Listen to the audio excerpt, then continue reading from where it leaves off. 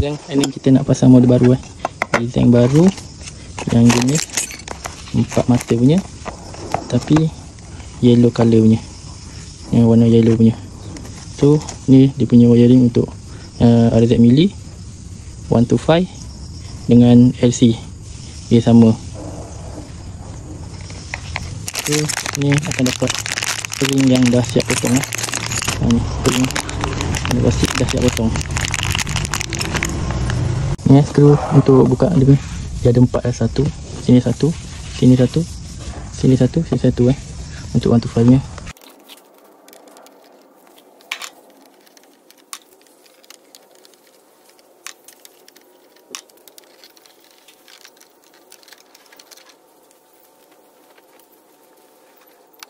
Wiring untuk 125ZR nya dia sama dengan 125Z nya dia sama je. So korang pilih, kalau nak pilih yang 125Z pun sama je, dia punya ni pun sama juga.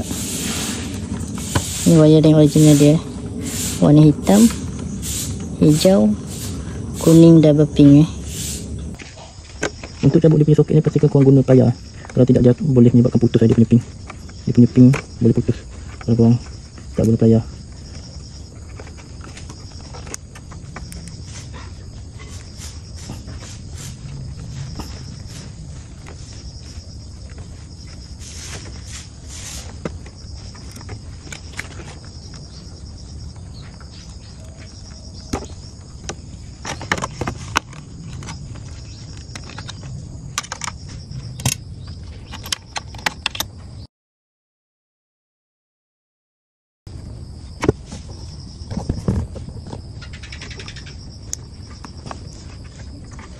Putih masuk dengan putih masuk hijau putih. Warna putih masuk hijau. Lepas tu dah hijau masuk hitam. Hijau masuk hitam.